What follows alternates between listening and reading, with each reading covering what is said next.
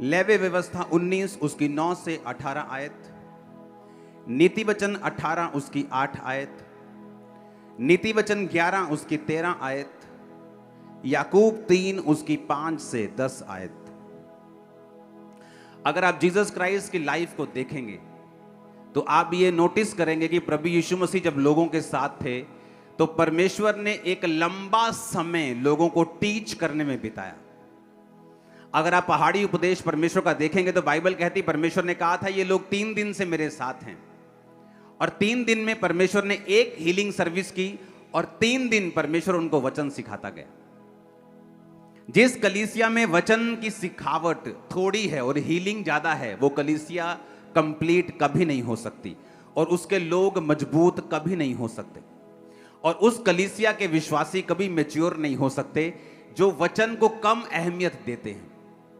वो भी कलीसिया कंप्लीट नहीं है जो हीलिंग बिल्कुल नहीं करती, क्योंकि परमेश्वर ने कहा है जाओ प्रचार करो और उसके बाद लोगों को चंगा भी करो। इसीलिए जब आप वचन को सुनते हैं तो मोस्टली परमेश्वर आपको उत्तर जो है, आपकी प्रॉब्लम्स के उत्तर, आपके फाइनेंशियल प्रॉब्लम के उत्तर, आपके शारीरिक प्रॉब्लम के जो उत्तर हैं, वो आपको हमेशा वचन के बीच में से होकर देता है।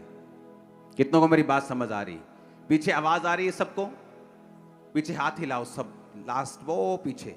अब तो क्रूसेड जितने लोग हो गए हैं संडे, वो क्रूसेड वाली फीलिंग आती है। आमीन।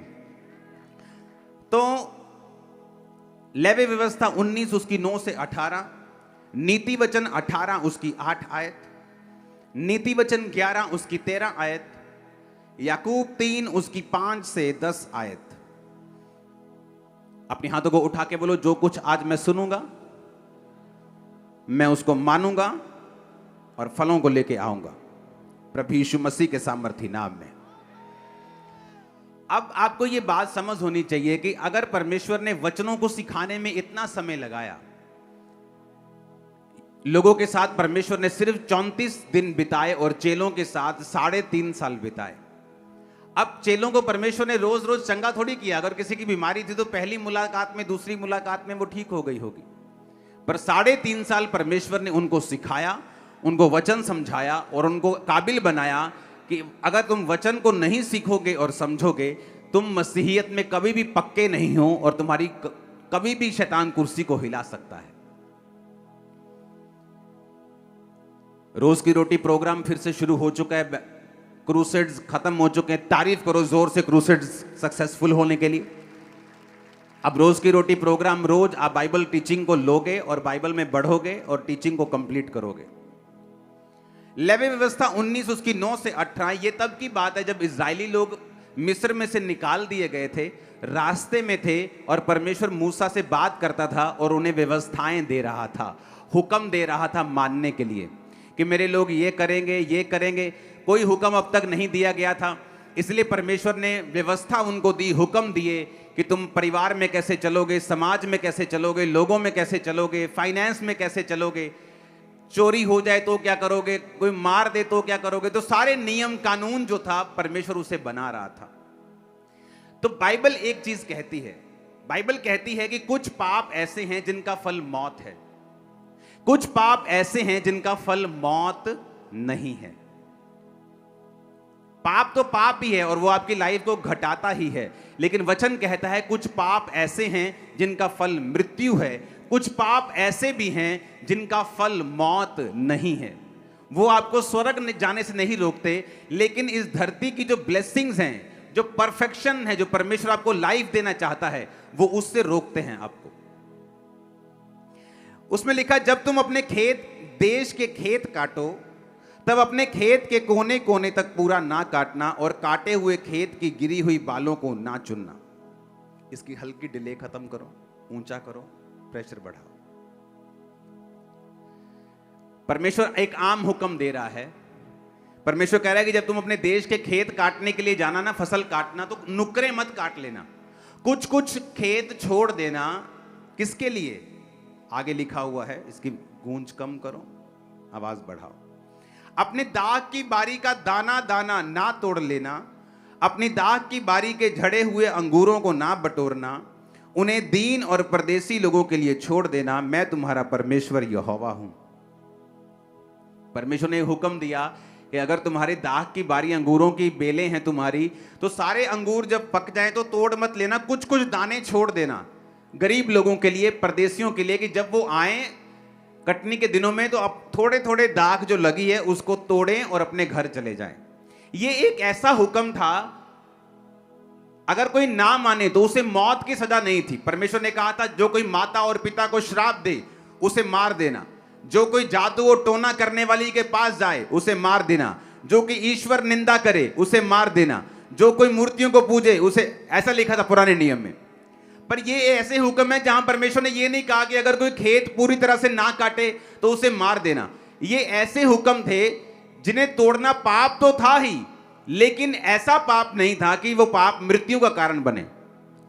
तो मैं आपको आज सिखाऊंगा कि जो पाप मैंने आपको सिखा रहा हूं, जैसे पौलुस ने कहा कि अगर तुम पर स्त्री गमन हो, अगर तुम व्यभिचारी हो, मूर्ति पूजक हो, तो तुम परमेश्वर के राज्य में प्रवेश कर ही नहीं सकते। ये है पाप जो मृत्यु पैदा करते हैं। और ये हुक्म जो परमेश्वर ने दिए कि परमेश्वर ने कहा भाई साहब तुम्हारे खेत हैं 10 एकड़ हैं तो उनकी नुकरे छोड़ देना, ताकि जो दीनहीन परदेसी लोग हैं वहां पे आए और नुकरे को इकट्ठा कर लें, अपने घर का राशन पानी थोड़ा सा उनका इकट्ठा हो जाए, उनका पेट पल जाए। अब देखो ये हुक्म कोई बहुत बड़े हुक्म नहीं थे, लेकिन थे। मैं आपको इसलिए ये कह रहा हूं कि ऐसे पाप जो बड़े हैं और ऐसे पाप जो छोटे हैं, ये दोनों आपकी लाइफ को इफेक्ट करते हैं और बुरी तरह से करते हैं। परमेश्वर का छोटे से छोटा हुक्म जो बाइबल में दिया गया है, चाहे वो टाइट देना हो, प्रेयर करना हो, माता पिता की आज्ञाओं को मानना हो, किसी के खिलाफ झूठी गवाही ना देना, कुछ भी हो, वो छोटे से छोटा हुक्म जो जीसस क्राइस्ट के मुंह से निकला, वो एक लंबा बड़ा असर आपकी लाइफ के अंदर पैदा कर सकता है। जब आप रूथ की स्टोरी को देखते हैं, आप गांव में बहुत सारे लोग रहते हैं, कितने लोग गांव से आते हैं, पिंडों से आते हैं, हाँ देखो आधे लोग होंगे। तो जब आप गांव में होते हैं तो आपको मालूम होता है कि आ वाला जमींदार जड़ा है ना, ये बड़ा कंजूस है। गांव वालों को पता होता है कि कुछ जमींदार ऐसे जो रोज लस्सी बांटते हैं फ्री में। मेरी बात समझ आ रही है कि नहीं? उनके घरों से लोग रोज लस्सी लेने के लिए जाते हैं फ्री में। कुछ जमींदार होते हैं जो बड़े टाइट होते हैं, जो बड़े कंजूस होते हैं। तो लोगों को मालूम होता है कि मेरे जो गांव का जमींदार है वो कैसा है, लैंडलॉर्ड कैसा है। तो जब रूथ बोअज के खेत में वो चुगने के लिए गई, दाने चुगने के लिए गई, तो वो पता करके गई थी कि कौन सा खेत है जहां मैं जाऊं तो अपनी सास का पेट मेरा पल जाए। क्योंकि मजदूर से पूछता है कि भाई साहब काम कहां अच्छा मिलेगा, ये वाला मालिक अच्छा है, मजदूरी रोकता तो नहीं है, ये वाली दुकान अच्छी है, मजदूरी रोकती तो नहीं है, ये वाली कंपनी अच्छी है ना, मजदूरी खाती तो नहीं है। तो मजदूर का भाई होता है एक तरह से। तो वो बोअज के खेत में क्यों गई? क्योंकि बोअज, बाइबल कहती है, परमेश्वर के हुक्मों को मानने वाला व्यक्ति था। उसे मालूम था कि जब वो खेत काटेगा तो खेत की नुक्करें नहीं काटेगा। तो मजदूरों को यह बात मालूम थी कि बोअज नाम का बंदा है, वो खेत छोड़ देता है, आसपास नुक्करें छोड़ देता है, बड़ा वहां पे दाना मिलेगा। और परमेश्वर ने यह भी कहा था कि जब तुम फसल इकट्ठी करते हो ना, जो गिर जाए तुम्हारे इकट्ठी करते करते जमीन पे, उसे चुगना मत, वो भी दीनहीन और परदेशियों के लिए छोड़ देना। तो सब मजदूरों को मालूम था कि इस खेत में अन्न बड़ा मिलेगा। तो रूथ इसी पूछाहट में, क्योंकि वो जानती नहीं थी उस इलाके को, तो सडनली उसको सपना तो आया नहीं होगा ना, वो इस इलाके को जानते, तो लोगों से उसने पूछा होगा। तो लोगों ने बोअज का खेत रिकमेंड किया कि वहां पे चली जा, तेरे को कुछ ना कुछ अब तेरी बूढ़ी सास के लिए तेरे लिए जरूर मिल जाएगा। अब देखो, एक हुक्म जो मृत्यु का कारण नहीं है, जो नहीं मानता, लालच कर जाते हैं लोग, मर नहीं जाते। लेकिन अगर बोअज ने सारे खेत को काट लिया होता, और उसकी आदत होती कि वो सारे खेत काट लेता है, कुछ छोड़ता नहीं है, मैं आपको दावा करता हूं रूथ जैसी एक अच्छी औरत, एक काबिल औरत, एक विश्वासी औरत उसकी लाइफ में कभी भी एंटर ना कर पाती। कितने मेरी बात को समझ रहे हैं? एक छोटा सा हुक्म, एक स्मॉल सा हुक्म, किस तरह से देखो उसकी लाइफ में पैसा था, वो बोअज अमीर था, लैंडलॉर्ड था, पैसे थी, बरकत थी, नौकर चाकर थे, सब कुछ था, लेकिन मैरिज नहीं थी। आपकी लाइफ में कुछ टेस्टिमनीज ऐसी होती हैं, वो तब तक नहीं बनती जब तक आप अपने आप को परफेक्ट नहीं करते। कुछ लोग बोलते हैं मैं मूर्ति पूजा तो नहीं कर रहा हूं जी, मैं व्यभिचार नहीं कर रहा हूं जी। अब ये बात नहीं है। कई बार परमेश्वर आपको आपकी लाइफ की बड़ी टेस्टिमनी देने से पहले वो चाहता है आप छोटे छोटे गुनाह भी जो करते हैं उसको ना करें, परफेक्ट लाइफ रखें, ताकि परमेश्वर आपको वो लाइफ दे सके जो आपको देने के लिए, जिसके लिए आपको बुलाया गया है, जिसके लिए परमेश्वर ने आपको अपने पास बुलाया है। लेकिन अब परमेश्वर अब्राहम को बच्चा देना चाहता था, लेकिन अब्राहम परफेक्ट नहीं था, इसलिए परमेश्वर 99 साल का जब वो था, परमेश्वर आते हैं उसके दर्शन में, बोलते हैं अब्राहम मेरी उपस्थिति में चलता जा और सिद्ध होता जा। अब्राहम बोलता था परमेश्वर 24 साल हो गए तेरा पीछा करते, अभी भी मुझे सिद्ध होना है क्या? अब तो बातें कम कर, बच्चा दे मुझे। लेकिन परमेश्वर जानते थे कि जो मैं तुझे देना चाहता हूं, कई बार आपकी लाइफ में 5 टेस्टिमनीज बन चुकी हैं, बड़ी 6 टेस्टिमनीज बन चुकी हैं, लेकिन अभी भी एक ऐसी गवाही बाकी है जिस पर आपकी लाइफ डिपेंड करती है। कितने मेरी बात को समझ रहे हैं? मेरी लाइफ में ऐसा था, बहुत सी गवाहियां थी, लेकिन अभी भी कुछ टेस्टिमनीज ऐसी थी जिन पर मेरा पूरा जीवन निर्भर करता था। तो क्या करूं?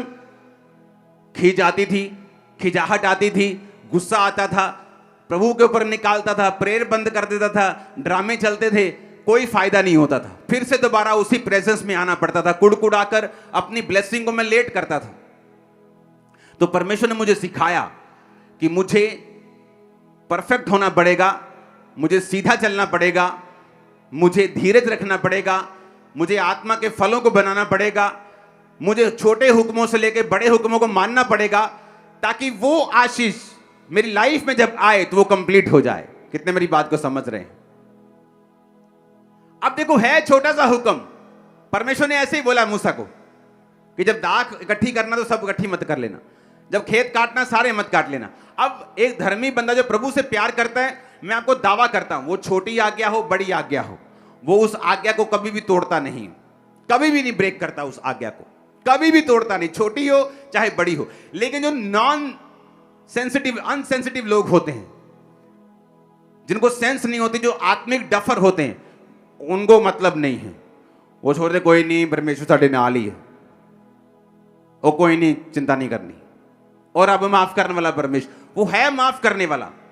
लेकिन पता नहीं कौन सी छोटी एक आदत है तुम्हारी बुरी, जो तुम्हारी लाइफ की एक बड़ी गवाही को रोक के बैठी। वो आदत छोटी सी हो सकती, गाली निकालना हो सकती, चुगली करना हो सकती, छोटी आदत, लेकिन तुम्हारी बड़ी गवाही को रोक के बैठी। मैं आपको बता रहा हूं, परमेश्वर कई बार आपकी लाइफ की बड़ी गवाहियां छोटे हुक्मों के पूरा होने के साथ जोड़ के रखता है, ताकि आपको यह बात समझ जरूर आए कि जिस तरह बड़े हुक्मों को मानना जरूरी है, छोटे हुक्मों को मानना भी उतना ही जरूरी है, क्योंकि आपकी कई लाइफ की बड़ी गवाहियां उन हुक्मों के साथ जुड़ी हुई होती हैं। कितने इन बातों को समझ रहे हैं? बोझ छोटे हुक्मों को मानता था, उसी वजह से उसे थोड़ी मालूम था, वो तो मानता था। जो टाइट देने वाले लोग हैं वो लालची थोड़ी हैं कि मुझे परमेश्वर 100 गुना देगा। ये कोई बिजनेस कर रहे हो क्या तुम? ये कोई परमेश्वर के साथ तुम्हारा बिजनेस चल रहा है कि तुम 100 दोगे तो वो तुम्हें 100 गुना करके 10,000 वापिस करेगा? नहीं, जो खुदा से प्यार करने वाले लोग हैं, आउट ऑफ लव, प्रेम के कारण, खुदा से प्यार के कारण, वो छोटे और बड़े सब प्रकार के हुक्मों को मानते हैं। और परमेश्वर का वचन पूरा होता है, तूने जो मुझसे प्यार किया है इसलिए मैं तुझको छुड़ाऊंगा। वो आपको छुड़ाने जा रहा है चर्च, आपके परिवार को बड़ी रीति के साथ छुड़ाने जा रहा है। आमीन ऊंचा चाहिए। अब देखो आगे क्या लिखा 11 आयत में, तुम चोरी ना करना, एक दूसरे से कपट ना करना और झूठ ना बोलना। आज्ञाएं हैं, लोग तोड़ते हैं, छोटी छोटी बात पे झूठ बोलते हैं। हाँ किथे आ गया तू? मैं आ गया जी, बस नकोदर जंग पहुंच गया, अभी घर से निकले। ये भी झूठ है। आपको लगता है ये छोटा झूठ है, लेकिन कई बार ये चीजें आपकी बड़ी बरकत को रोक के रखती हैं और आपको मालूम भी नहीं होता। और छुट्टी कर ली तू? मैं बीमार सी जी, मैं ठीक नहीं सी। सीधा बोलो भुआ के लड़के की शादी थी, सीधा बोलो घूमने जाना था, सीधा करो दिल नहीं कर रहा था जी, मैं थोड़ा सा रेस्ट कर रहा था। जब तक तुम सीधा स्पष्ट नहीं बोलोगे, परमेश्वर तुम्हें बरकत नहीं देगा। अब्राहम की लाइफ में कोई बहुत बड़ा गुनाह नहीं था जब परमेश्वर ने कहा अब्राहम मेरी उपस्थिति में चलता जा और सिद्ध होता जा। अब्राहम कोई दूसरे परमेश्वर को मानने वाला बंदा नहीं था, कोई व्यभिचारी नहीं था, लेकिन उसकी लाइफ में छोटी छोटी कुछ चीजें होंगी जो उसकी बरकत को रोक रही होंगी। परमेश्वर ने कहा तो अब्राहम सिद्ध होता जा। अगर मैं आपको बोलूं कि भाई अपनी कमियों को छोड़ दे, तो आप नहीं बोलेंगे, अगर आप वचन को समझते हैं कि कौन सी कमी। अगर आप जीसस क्राइस्ट को 20 साल से जानते हैं, अगर मैं आपको बोलूं आपकी अपनी कमियों को छोड़ दे, आप बोलेंगे ठीक है जी, मैं पूरी कोशिश करता हूं, क्योंकि आपको मालूम है आपकी कमी कौन सी है। अगली आयत, तुम मेरे नाम की झूठी कसम खाकर परमेश्वर का नाम अपवित्र ना करना। बात बात पे कसम खाना, मैंने प्रभु दी सोन लगे, नहीं बाइबल ते हाथ रख दिया, मैं बाइबल ते हाथ रख देना। बार बार परमेश्वर की कसम खाना उसको अपवित्र करने के बराबर है। जिसको आपका यकीन नहीं है कि आपने बोला कि ओके लीव इट, कसम खाना सही नहीं। एक दूसरे पे अंधेर ना करना, ना एक दूसरे को लूटना। मजदूर की मजदूरी तेरे पास रात सवेरे तक ना रहने पाए, किसी की मजदूरी को मत रखना। बहरे को श्राप ना देना, अंधे के आगे ठोकर ना रखना। अपने परमेश्वर का भय मानना, मैं यहोवा हूं। न्याय में कुटिलता ना करना, कंगाल का ना तो पक्ष करना, ना बड़े मनुष्य का मुंह देखकर विचार करना। एक दूसरे का न्याय धर्म से करना।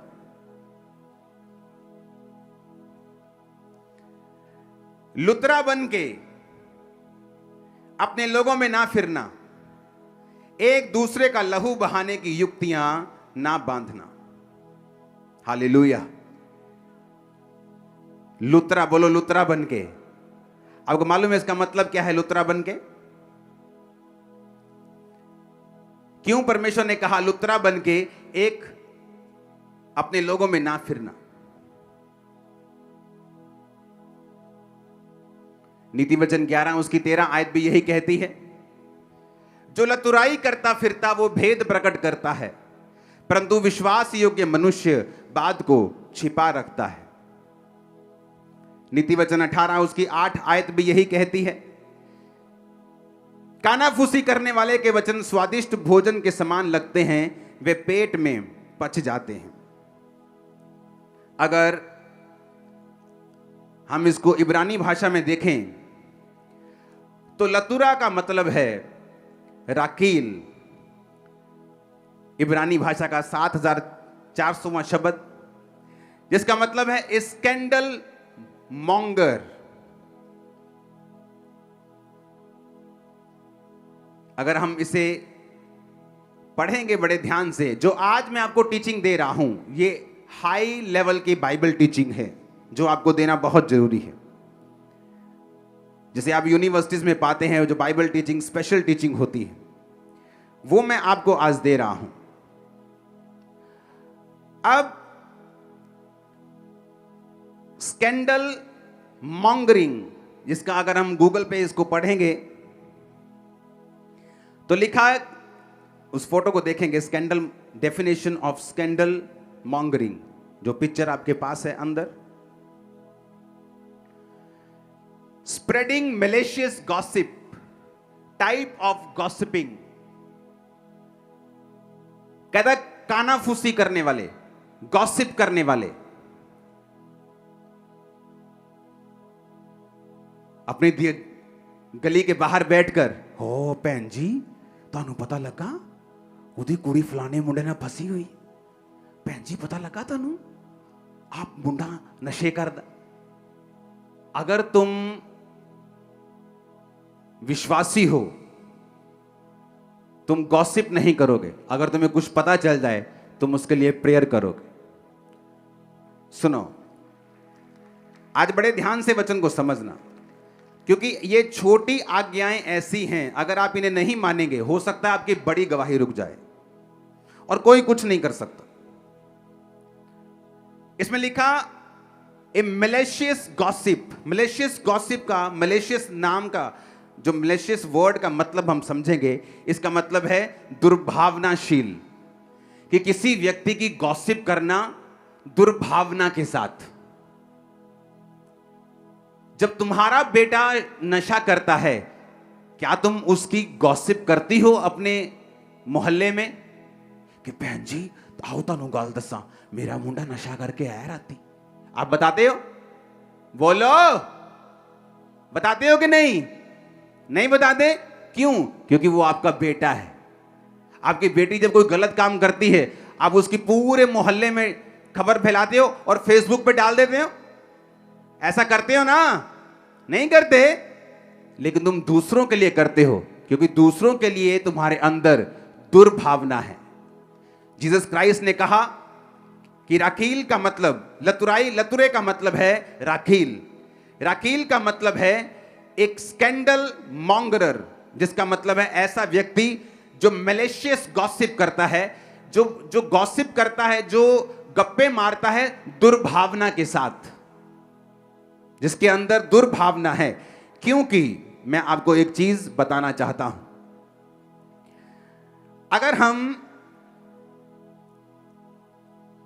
अगर आपके पास वो पिक्चर्स रेडी हो गई हैं हिंदी में तो दिखाओ, नहीं तो मैं पढ़ता हूं उसको। ये है मतलब नीति वचन 11 उसकी 13 आयत का ये सार मैंने लिखा है, आप उसे देखो। जहां परमेश्वर ने कहा जो लतुराई करता फिरता वो भेद प्रकट करता, परंतु विश्वास योग्य मनुष्य बात को छिपा रखता है। ओके, इसको पढ़ेंगे सिर्फ। धर्म ग्रंथ का ये अंश हमें सिखाता है कि गप की आदत या प्रवृत्ति का मार्ग शास्त्रों में वर्जित है, कि गप्पे लगानी, गॉसिप करनी दुर्भावना के साथ किसी व्यक्ति की बाइबल में वर्जित है और ऐसा नहीं होना चाहिए। विशेष रूप से भाइयों और परिवार के सदस्यों के बीच। कौन से भाई? क्रिश्चियंस की बात कर रहा है परमेश्वर, ब्रेदरन की बात कर रहा है, भाइयों की बात कर रहा है, विश्वासियों की बात कर रहे हैं। हाँ, और परिवार के सदस्यों के बीच इसे प्रोत्साहित नहीं किया जाना चाहिए, ना शामिल किया जाना चाहिए। कहानी केवल झूठ या अर्ध सत्य तक ही सीमित नहीं है, इसमें वे चीजें भी शामिल हैं जो वास्तव में सच हैं, जो किसी व्यक्ति के बारे में अपमानजनक भी हैं। आज के परिच्छेद में प्रभु किसी व्यक्ति की असफलताओं के बारे में बुरी खबर लाने या दूसरों की गलतियों और पापों के बारे में गपशप करने की आदत पर रोक लगाते हैं। जैसे जैसे एक ईसाई आत्मा में परिपक्व होता है, उसके बाद सुनो, मैं अपनी इसे आयत से पढ़ता हूं, सेकंड को लिखा, जैसे जैसे एक ईसाई, एक मसीही आत्मा में परिपक्व होता है, वो दूसरे व्यक्ति की अचीवमेंट्स को और अच्छी चीजों को सुनना चाहता है। सिलेंडर करना, गॉसिप करना, बदनामी करना, गपशप करना, चरित्र हनन करना, ये शैतानी विशेषताओं की अभिव्यक्तियां या प्रमाण हैं। एक ऐसा व्यक्ति जो चर्च में है और उसका काम सिर्फ एक दूसरे की कमियों को एक दूसरे पे जाहिर करना है, वचन कहता है कि ये शैतानी विशेषताओं का प्रमाण है। ये उस व्यक्ति की लाइफ में डेविल की उपस्थिति का एक प्रमाण है, एक प्रूफ है कि इस व्यक्ति में परमेश्वर का आत्मा नहीं, शैतान का आत्मा है। कितने मेरी बात को समझ रहे हैं? परमेश्वर ने कहा जब एक व्यक्ति आत्मा में परिपक्व होता है तो वो ये नहीं चाहता, वो सुनना नहीं चाहता कि कौन व्यक्ति कौन सी गप्पे लगाने की कोशिश कर रहा है या उस व्यक्ति की लाइफ में क्या हो रहा है। अगर उसे कोई बुरी न्यूज मिलती है, क्योंकि आप सब लोग जब मसीह में आते हैं, आप जीसस क्राइस्ट नहीं हैं, आप गलती करेंगे, लेकिन अब मैं आपकी गलती को इंटरनेट पे डाल दूं या मैं आपको समझाऊं और आपके लिए प्रेयर करूं, या मैं आपकी गलती को फिर अपनी टीम को इकट्ठा करके चुगलियां करूं आप लोगों की कि आप ऐसे हैं, उस व्यक्ति ने ऐसा किया, वो ऐसा। चुगलियां करने वाले लोग, बाइबल कहती है उनकी लाइफ में ये प्योर प्रमाण है कि शैतान उनकी लाइफ के अंदर है और काम कर रहा है। एक क्रिश्चियन परिपक्व व्यक्ति ये गॉसिप में कोई भी इंटरेस्ट नहीं रखता, बल्कि वो उन कमियों को जो उसने सुनी है उनके लिए प्रेयर करने में इंटरेस्ट रखता है। नीति वचन 11:13, जो लतुराई करता फिरता वो भेद प्रकट करता है। बाइबल कहती है वो भेद सत्य भी हो सकता है, पर वो दुर्भावना से शेयर किया गया है।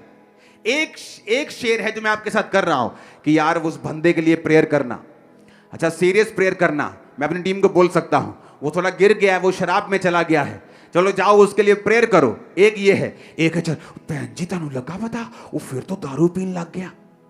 एक ये है, एक है दुर्भावना के साथ किसी व्यक्ति को डाउन करने के लिए उसकी बातों को शेयर करना विश्वासियों के साथ, लोगों के साथ। और ये बाइबल कहती है शैतानी प्रमाण है तुम्हारी लाइफ में। एक है प्रेयर करने के लिए, अगर मुझे किसी की कमी नजर आती है तो मैं उस विषय के लिए प्रेयर करूंगा। कितने मेरी बातों को समझ रहे हैं? कहता है परंतु विश्वास योग्य मनुष्य बात को छिपा रखता है। जो विश्वास योग्य बंदा है, बंदी है, वो बात को छिपाने का मतलब उसके लिए प्रेयर करना, उसको लतुराई करते फिरना चर्च में नहीं, एक दूसरे की बदनामी करते फिरना नहीं। इसीलिए वचन कहता है याकूब 3 उसकी 5 से 10 में, जीभ भी छोटा सा अंग है, बड़ी बड़ी डींगे मारती है, थोड़ी सी आग से देखो कितने बड़े जंगल में आग लग जाती है। जीभ भी एक आग है, हमारे अंगों में अधर्म का एक लोक है, सारी देह पर कलंक लगाती है, जीवन गति में आग लगा देती है, नरक कुंड सी आग से जलती रहती है। हर प्रकार के वन, पशु, पक्षी, रेंगने वाले जंतु, जलचर मनुष्य जाति के वश में हो गए हैं, हो सकते हैं, पर जीव को मनुष्यों में से कोई वश में नहीं कर सकता। वे एक ऐसी बला है जो रुकती नहीं, प्राण नाशक विष से भरी हुई है। इसी से प्रभु और पिता की स्तुति करते हैं, इसी से मनुष्य को जो परमेश्वर के स्वरूप में उत्पन्न हुए हैं श्राप देते हैं। हे मेरे भाइयों, एक ही मुंह से धन्यवाद और श्राप दोनों निकलते हैं, ऐसा नहीं होना चाहिए। उसने कहा जीव तुम्हारे जीवन में अधर्म का लोक है, नरक कुंड की आग से जलती रहती है। जो व्यक्ति इसको काम में लाना नहीं जानता वो इसका फल पाएगा। कितने इन बातों को समझ रहे हैं? अब आपको यह बात समझ आनी चाहिए कि ये बातें ऐसी नहीं हैं कि आपको नरक में ले जाएंगी, पर मैं आपको दावा करता हूं ये बातें ऐसी हैं जो इस दुनिया में आपके लिए प्रभु ने रखा हुआ है, कभी आप तक नहीं पहुंचेगा। मैं आपको बता रहा हूं आने वाले 10 साल में लोग यहां खड़े होंगे टेस्टिमनी देने के लिए कि मैं ऐसी थी और मेरी लाइफ में देखो परमेश्वर ने क्या किया। आप देखना, लोग गवाही देंगे कि मेरी लाइफ में मैंने कुछ हासिल नहीं किया, मैं कहीं नहीं पहुंची, मैं जीरो से भी नीचे चली गई हूं, क्योंकि मेरे जीवन में ये आदत थी। आप देखना, मैं आपको प्रोफेटिक वर्ड दे रहा हूं, ये गिरेगा नहीं, मैं आपको बता रहा हूं। वचन जब हमें नहीं मालूम होता, आपने मुझे कभी भी किसी पास्टर की चुगली करते नहीं देखा होगा। पास्टर मीटिंग्स में मैं बहुत कम निकलता था ताकि मैं किसी की चुगली ना करूं, ना सुनूं, ना फालतू बात करूं, ना सुनूं, ना देखूं, अपना काम करूं, अपनी प्रेयर करूं, अपने लोगों के लिए प्रेयर करूं, अपने लोगों को बचाऊं, अपनी कॉलिंग को पूरा करूं, जो काम खुदा ने दिया उसे करूं। एक ही मुंह से लेकिन हम परमेश्वर को धन्यवाद करते हैं, वर्शिप करते हैं, गीत गाते हैं, हालेलुया, आमीन। जैसे जब चर्च कंप्लीट हो जाती है आमीन हो जाता है, बहन जी तुम लगा बता, नाली शुरू। तो परमेश्वर ने कहा ये दो मुंहा सांप की तरह क्या कर रहे हो? एक मुंह से धन्यवाद करते हो, दूसरे मुंह से उसी भाई की, उसी बहन की जो प्रभु के स्वरूप में है उसकी निंदा करते हो। उसने कहा लतुरा बन के अपने लोगों में ना फिरना, एक दूसरे का लहू बहाने की युक्ति ना बांधना, मैं यहोवा हूं। 16 आयत। 17 आयत, अपने मन में एक दूसरे के प्रति बैर न करना, अपने पड़ोसी को अवश्य डांटना, नहीं तो उसका भार तुझ पर बना रहेगा। बहुत कम लोग हैं जो डांटने की ताकत रखते हैं, लेकिन बाइबल में लिखा है, फिर से पढ़ेंगे, लतुराई का मतलब इब्रानी भाषा में 7400 शब्द। राकील का मतलब है स्कैंडल मॉन्गर, और उसके बाद स्लेंडर, कैरी टेल्स और टेल बीरर। टेल बीरर को जब हम पढ़ते हैं, गूगल पे पढ़ेंगे टेल बीरर के शब्द को, उसमें लिखा टेल बीरर वो आदमी है जो सीक्रेट्स जाहिर करता है दूसरे लोगों के ऊपर, आपके सीक्रेट्स। ये एक ऐसा व्यक्ति है चर्च में, बाइबल कहती है ये इनडायरेक्टली शैतान का दूत है। और शैतान उसे इस्तेमाल कर रहा है। कुछ लोगों की आदत होती है, मैं आपको बता रहा हूं, बहुत से पास्टर्स ऐसे लोगों के साथ ग्रसित हैं, बहुत सी सेवकाइयां ऐसे लोगों के साथ ग्रसित हैं। आपके साथ कुछ लोग होते हैं ऐसे जो खुद कहीं नहीं जाते, पर आपके साथ के लोगों को हमेशा डिस्करेज करते हैं। खुद कहीं नहीं जाना उन्होंने, लेकिन साथ वाले लोगों को कभी मालूम नहीं होता कि ये लोग क्या कर रहे हैं। और जब आप आत्मा में बढ़ते हैं और ऐसे लोगों को आप निकालते हैं, लोगों को समझ आती है, अच्छा ये व्यक्ति शैतान का दूत था, ये शैतान की विशेषताओं का एक प्रमाण था इसके अंदर, और जब ये गया सब कुछ सेट हो गया। और जिन व्यक्तियों को ऐसे लोग डिस्करेज करते हैं, उन व्यक्तियों का हाल देखो जाके क्या होता है। जब वो निकल जाते हैं, बुरे हाल होते हैं, बुरे हाल, बताने योग्य नहीं। डेथ्स होती हैं घरों में, ऐसी चीजें होती जो बताने वाली भी नहीं, और उन्हें मालूम नहीं कि एक छोटा सा गुनाह जो तुम्हारे शरीर में, तुम्हारी लाइफ में है, किसी की लाइफ को कितना बड़ा इफेक्ट कर सकता है। क्योंकि जो परमेश्वर का जन है वो कभी इफेक्ट नहीं होता। एक बाप 100 बच्चे चाहे तो जन्मा सकता है, 100 बच्चे मिलकर बाप पैदा नहीं कर सकते। हालेलुया। चाहे वो 100 के 100 डॉक्टर और इंजीनियर और बड़े बड़े बिजनेसमैन क्यों ना।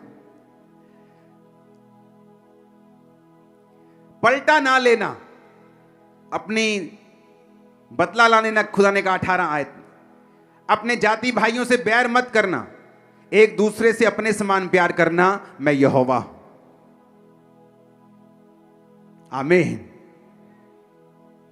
परमेश्वर ने कहा एक मॉन्गर मत बनो, टेल बिरर मत बनो, लतुराई करते मत फिरो चर्च में, गॉसिप मत करो, एक दूसरे पे अंधेर मत करो। नीति वचन 18 उसकी 8 में लिखा, कानाफूसी करने वाले के वचन स्वादिष्ट भोजन के समान लगते हैं, वो पेट में पच जाते हैं। कानाफूसी करने वाले के लिखा जो वचन होते हैं ना, बड़े टेस्टी लगते हैं, सुनने में मजा बड़ा आता है, लेकिन बाद में उसका असर जो है वो बुरा है। सुनाने वाला भी श्रापित है और सुनने वाला भी इफेक्टेड है। और जब ऐसी कमियां हमारी लाइफ में होती हैं, तो जो परमेश्वर कई बार जो करना चाहता है, ऐसा नहीं कि हम स्वर्ग नहीं जाएंगे, स्वर्ग चले जाएंगे, ये मैं गारंटी देता हूं, पर जो प्रभु करना चाहता है वो नहीं होगा, ये भी गारंटी देता हूं। वो परफेक्ट लाइफ जो खुदा देना चाहता है नहीं होगी। तुम जहां मर्जी चले जाओ, जो परमेश्वर का प्लान है वो ए ही है, एक ही है, वो अलग अलग नहीं है। अगर वहां फेल तो सब जगह फेल, मैं आपको बता रहा हूं। जब हम अपनी लाइफ में वचनों को सीरियसली लेना शुरू करते हैं, मोस्टली मैं ये जो वचन है, ये डीप वचन है, आपको रोज की रोटी प्रोग्राम में बताता हूं, तो आपको मालूम होना चाहिए। आज संडे है तो कल छुट्टी है, मंगलवार से रोज की रोटी प्रोग्राम स्टार्ट है। सिर्फ एक छुट्टी होती, मीटिंग के अगले दिन छुट्टी होती, उसके बाद आप उसकी रोज की रोटी को सुनते हैं और बरकत को पाते हैं। कितने मेरी बात को समझ रहे हैं? अगर ये वचन आपने नहीं समझे तो सब कुछ व्यर्थ है। आप आमीन आमीन बोल के थक जाएंगे, आप बोलेंगे मेरी लाइफ में एक काम क्यों नहीं हो रहा, क्योंकि ये ऐसी चीजें हैं जो आपकी लाइफ को परफेक्ट होने से रोकती हैं। और कुछ ब्लेसिंग्स ऐसी हैं, जब तक आप उन चीजों को हासिल नहीं करते, आत्मा में परफेक्ट नहीं होते, आपकी लाइफ में कभी एंटर नहीं करते। एक असली मसीही व्यक्ति गॉसिप सुनने से उत्तम यह समझता है कि जिस व्यक्ति की लाइफ में उसको कमी नजर आती है, उस व्यक्ति के लिए वो प्रेयर करेगा। हालेलुया। ऊंची आवाज में बोलो हालेलुया, ऊंची आवाज में हालेलुया।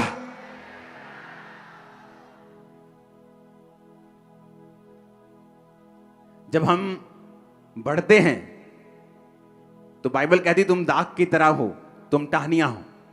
एक दाग जब बढ़ती है ना, जब एक बूटा बढ़ता है, कोई भी हो, जब वो ज्यादा बढ़ जाता है तो आउट ऑफ शेप हो जाता है, पता है कि नहीं? जब वो आउट ऑफ शेप हो जाता है तो फिर माली उसे थोड़ा थोड़ा काटता है। वो काट के छोटा तो नहीं हो जाता पहले जितना, थोड़ा सा छोटा हो जाता है, लेकिन पूरी तरह से शेप में आ जाता है। फिर वो और बढ़ता है, फिर माली उसको फिर काटता है और शेप में लेके आता है। बाइबल क्या कहती है? उसने कहा अपने पड़ोसी को अवश्य डांटना। पड़ोसी कौन? आपका नेबर नहीं, जो आपके मकान में रहता है, आपके मकान के साथ, वो उसकी बात नहीं कर रहा। पड़ोसी का मतलब जो आपके सबसे करीब है, जिसको आप जानते हैं। मुझे याद है जब मैं अपने स्पिरिचुअल फादर के पास नाइजीरिया में जाया करता था, तो वहां पे अच्छी तरह से मेरी धुलाई होती थी, आत्मिक धुलाई। तो सारी कमियां वहां निकल जाया करती थी। तुम्हारी लाइफ में एक भी जन ऐसा नहीं है जो तुम्हें डांट सके। जिसको बाप ने नहीं डांटा, मेंटर ने नहीं डांटा, उसको दुनिया ने डांटा है, उस दुनिया ने उसको मारा है।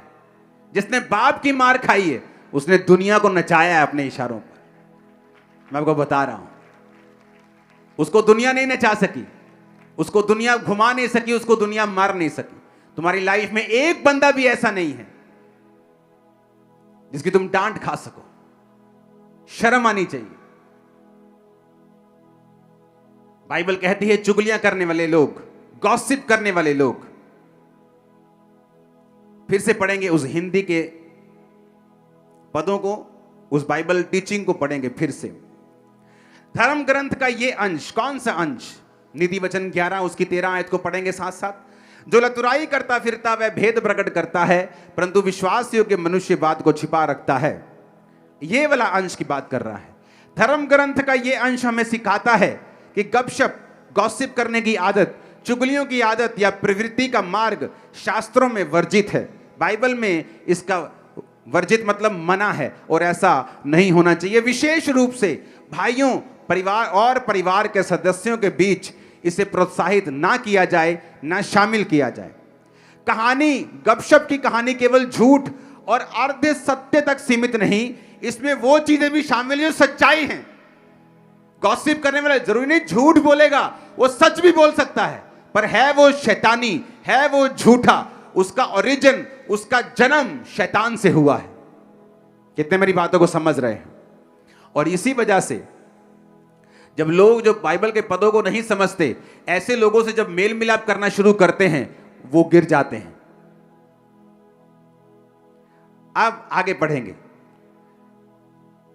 आज के परिच्छेद में प्रभु किसी व्यक्ति की असफलताओं के बारे में बुरी खबर लाने या दूसरों की गलतियों और पापों के बारे में गपशप करने की आदत पर रोक लगाते हैं। किस चीज के बारे में? किसी की असफलता, कोई फेल हो गया, कहता उसकी बुरी खबर। तुम गॉस्पल प्रीचर हो। गॉस्पल का मतलब क्या होता है? Good news. तुम जीसस क्राइस्ट के प्रीचर हो, पर तुम शैतान के बन गए। क्यों? तुम बुरी खबर लाने वाले हो, दूसरों की बुरी खबर। असफलताएं, किसी की लाइफ में क्या हो रहा है, कोई मर गया, कोई लुट गया, उसके बारे में तुम ज्यादा अपनी बातों को फैलाते हो और गुड न्यूज कम फैलाते हो। उसने क्या कहा कि प्रभु किसी की असफलताओं के बारे में बुरी खबर लाने या दूसरे की गलतियों और पापों के बारे में गपशप करने की आदत पर रोक लगाते हैं। कि प्रभु ने रोक लगाई है। अगर हम इन बातों को नहीं समझेंगे, इन बातों को नहीं जानेंगे, हमारा फिर कुछ नहीं हो सकता। हम क्रिश्चियन भी रहेंगे, बरकतें भी कुछ कुछ मिलती रहेंगी, हीलिंग भी कई बार मिलती रहेगी, स्वर्ग भी मिस नहीं होगा, पर वो लाइफ मिस कर जाएंगे जो खुदा ने हमें देने के लिए बुलाया है, जो एक परफेक्ट लाइफ है, जिसमें ब्लेसिंग्स हैं, जिसमें ऊंचाई है, जिसमें परमेश्वर का मास्टर प्लान है, जिसके तहत परमेश्वर ने आपको बुलाया है। ऊंची आवाज में हालेलुया बोलो। फिर से पढ़ेंगे उस हिंदी के उस अंश को। पहले हाँ, कि धर्म ग्रंथ का यह अंश हमें सिखाता है कि गपशप की आदत या प्रवृत्ति का मार्ग शास्त्रों में वर्जित है और ऐसा नहीं होना चाहिए, विशेष रूप से भाइयों और परिवार के सदस्यों के बीच। कि विशेष रूप से क्रिश्चियंस, मसीही लोग, वो किसी भी डिनोमिनेशन से क्यों ना हो, किसी भी मिशन से क्यों ना हो, वो कैथोलिक हो, वो CNI हो, वो पेंटिको, किसी भी तरह के क्यों ना हो, परमेश्वर ने कहा उनके बारे में गपशप करने की आदत, उस पर रोक लगाता है परमेश्वर। जैसे जैसे एक ईसाई परिपक्व होता है, उसके दिल में मनुष्यों की गवाही सुनने की इच्छा ज्यादा होती है और उनकी असफलताओं के बारे में वो नहीं सुनना चाहता। अब आप देख लो, आप परिपक्व हो या आप अभी भी बच्चे हो, बदनामी करना, गपशप करना, कहानियां सुनाना, चरित्र हनन करना, ये शैतानी विशेषताओं की अभिव्यक्तियां और प्रमाण हैं। मेरा बिलीव है कि आप इन वचनों को समझ गए होंगे और मंगलवार को ये वचन मैं कंटिन्यू रोज की रोटी में जाहिर करूंगा। और मैं आपको बता रहा हूं, आप सेम नहीं होंगे जब इन वचनों को आप सुन लेंगे और मान लेंगे। प्रभु बोझ ले लिया ना, बस डर के लेना आज, और प्रभु को बोल देना कि आज से ये कमी खत्म होगी, मेरी लाइफ में कभी नहीं होगी। आमीन। आप जानते क्यों लोगों के घरों में बीमारियां रहती? यहां प्रभु बोझ ले लेना, प्रभु बोझ लेने के बाद अपनी चुगलियां शुरू। और बाइबल कहती है इसलिए तुम बीमार हो, तुम रोगी हो, तुम निर्बल हो, क्योंकि तुमने परमेश्वर की देह को बिना पहचान के लिया। कौन है खुदा की देह? तुम खुदा की देह हो, मैं खुदा की देह हूं। वॉलंटियर खुदा की देह है, तुम खुदा की देह हो। कोई नाक है, कोई कान है, मैं मुंह हूं, मैं बोल रहा हूं।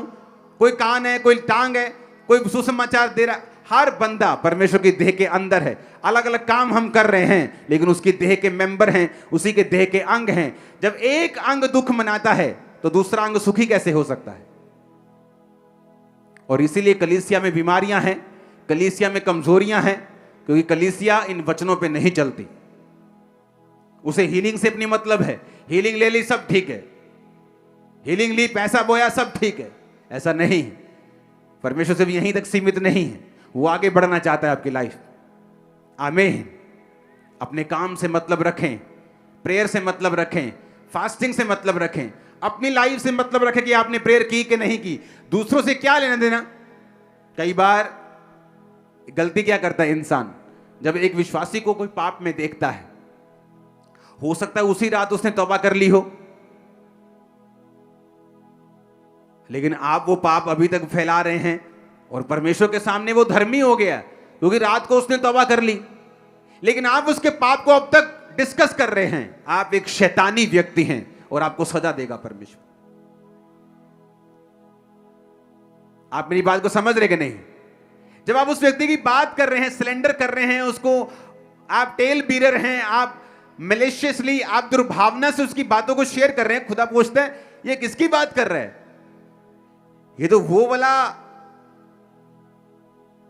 बंदा नहीं जो रात को तौबा कर ली थी जिसने, ये तो माफी पा गया है, ये तो मेरा बच्चा है। तो ये कौन है जिसके बारे में ये बात कर रही है? क्योंकि बाइबल क्या कहती है? शैतान का नाम परमेश्वर पता क्या रखता है? दोष लगाने वाला। शैतान की आदत है, वो आपके विषय में प्रभु के सामने दोष लगाता है। ये देख तेरा बंदा ऐसा, इसको मार के देख, तेरा नाम नहीं लेगा। अच्छा, इसको बीमार करके देख, तेरा नाम नहीं। दोष लगाता है। और जब एक विश्वासी को आप ये काम करता हुआ देखें, आप उसके पीछे नोट कर लेना, मेरी बात को कभी गलत नहीं होगी। उसके पीछे शैतान नहीं है, प्योर शैतान है, प्योर वाला। बोलते ना यार देसी घी नहीं मिलता जी, शुद्ध मिलता है देसी। तो समझ लेना कि शुद्ध शैतान इस बंदे के अंदर है। और मोस्टली ऐसे विश्वासियों के रूप में आपको मिलेंगे। अविश्वासी आपको ऐसा नहीं मिलेगा, लेकिन विश्वासी मिलेगा। क्योंकि जब शैतान आपको बाहर से नाश नहीं कर सकता, वो आपको ज्वाइन कर लेता है अंदर से। आपके कान खुल रहे हैं, मैं जानता हूं। आमीन। और जब आप इन बातों को समझ जाएंगे, आप कभी धोखा नहीं खाएंगे। आप अपने काम से मतलब रखेंगे। आप ये समझ जाएंगे कि जो चीज सही नहीं, मुझे उसके लिए प्रेयर करनी है। जो सही है उसके लिए थैंक्स करना है। हालेलुया। ऊंची आवाज में बोलो हालेलुया। घर में जब तुम्हारा बाप तुम्हें पीटता है, शराब पीता है, या कोई दिन तुम्हें उसने कहा नहीं ऐसा नहीं करेंगे, तो तुम इंटरनेट पे नहीं डालते हो। तुम पूरे मोहल्ले में जाके नहीं बोलते मेरा बाप बुरा व्यक्ति है, क्योंकि वो तुम्हारा परिवार का हिस्सा है। लेकिन जब कलीसिया में हम कहते हैं कि ये मेरा परिवार है, तब वो परिवार का वो वैल्यू कहां गई जो तुम्हारे घरों में है? तब वो कहां गई? क्योंकि तुम मुंह से बोलते हो, तुम्हारा दिल दूर है। तुम फेक आदमी हो, तुम एक फेक औरत हो, और प्रभु तुम्हें इसकी सजा देगा। और इसी कारण बहुत से विश्वासी आपको बीमार मिलेंगे। ना तो वो पाप कर रहे हैं, ना वे विचार कर रहे हैं। फिर ऐसा क्यों है? क्योंकि ये चीजें आपकी लाइफ में शैतान का एक पॉइंट कांटेक्ट बन जाता है जहां से वो एंट्री मारता है और काम करता है।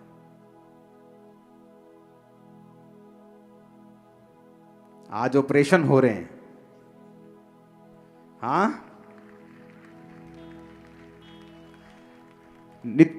याकूब 3:6, जीभ भी एक आग है, हमारे अंगों में अधर्म, देखो क्या कहते हैं, अधर्म, धर्म का लोक नहीं, अधर्म, नरक कह रहे हैं उसको, जीभ को। कहता है सारी देह पर कलंक लगाती है, शरीर पर कलंक लगा देती है, नरक कुंड की आग से जलती रहती है, जीवन गति में आग लगा देती है। मेरी बहनों बचो, क्योंकि इस बात में शैतान बहनों पे ज्यादा काम करता है। भाई भी बचें, क्योंकि वो किसी को स्त्री पुरुष को देखकर शैतान नहीं आता, लेकिन इस बात से बच के रहना है ताकि जब प्रभु आपको कुछ ऐसा देने के लिए आए, ऐसी गवाही जिस पर आपकी लाइफ डिपेंड करती है, वो आपको काबिल समझे, नाकाबिल ना समझे। मेरा बिलीव है कि आज से ये कमी यहीं खत्म हो गई। इस चर्च की मिट्टी में उस कमी को आज दफन करके वापस जाना और फ्री होके वापस जाना, हल्के होके वापस जाना।